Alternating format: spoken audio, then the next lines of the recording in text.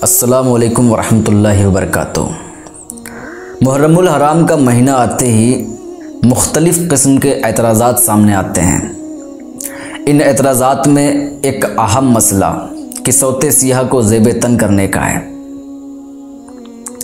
अगर हम आम फाहम ज़बान में कहें तो काले कपड़े पहनने पर चेमे गोइयाँ होती हैं। यह कहते भी सुना गया है कि ये जहन्नमियों का लिबास है।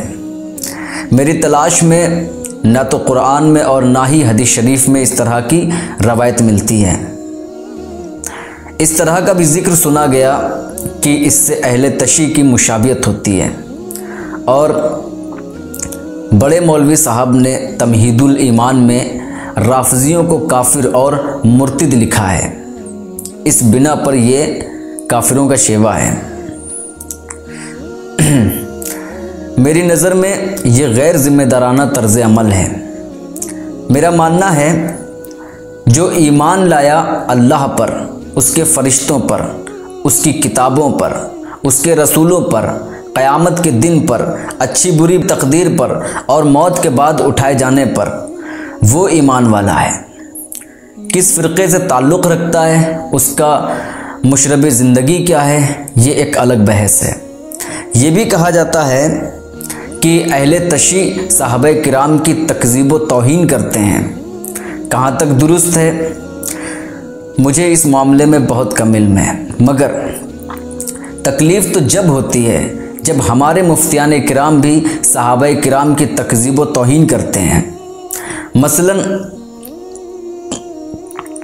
हम अपने फतवों में ज़ैद, उमर, बकर लिख कर तमाम किस्म के फ़हश लफ्ज़ों का इस्तेमाल करते हैं।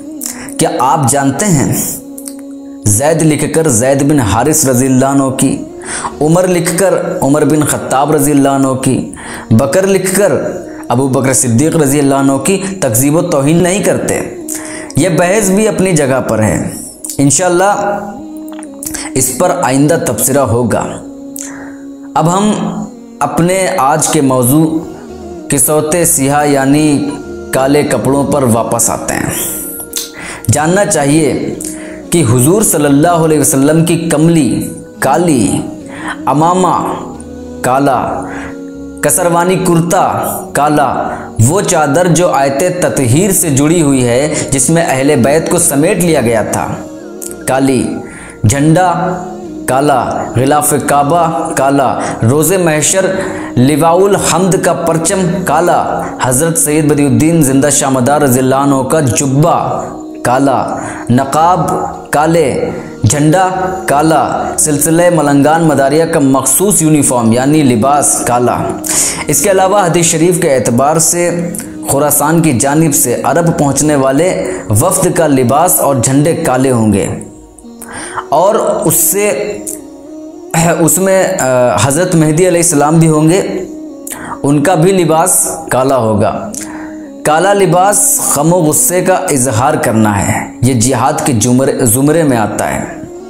लिहाजा मुहर्रम शरीफ में काला लिबास पहनना यजीद की करतूतों के ख़िलाफ़ जिहाद का मुजाहिरा है, जिसे हर वो मुसलमान जो अहले बैत से मोहब्बत रखता है उसे अपने ग़म व गुस्से का इजहार का पूरा हक़ है।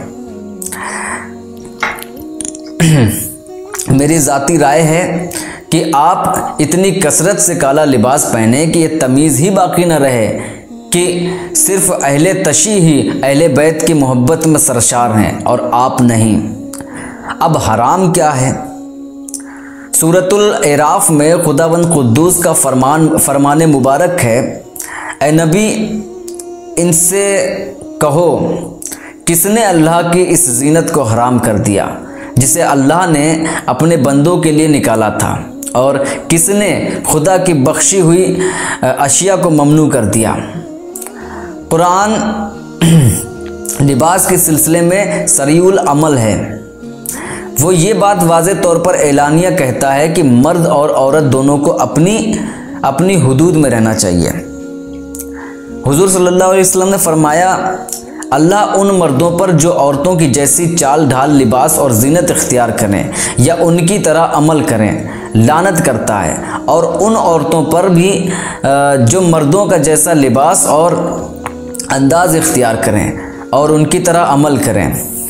अब जिन हरकतों पर अल्लाह लानत करे वो मेरी नज़र में हराम है। जहाँ तक मुशाबियत की बात है तो याद रखें, अगर हम दीगर मज़ाहिब के मजहबी तरीक़ेकार या कारकर्दगी की मुशाबियत करें तो वो ममनू है और उसका शुमार शिर्क की हद तक होगा। मसलन कशका खींचना, कड़ा पहनना या सलीब का निशान गले में डालना वगैरह। उनका फ़ेलो अमल उनके साथ, हमारा फ़ेलो अमल हमारे साथ। वमा तौफ़ीक़ी इल्ला बिल्लाह।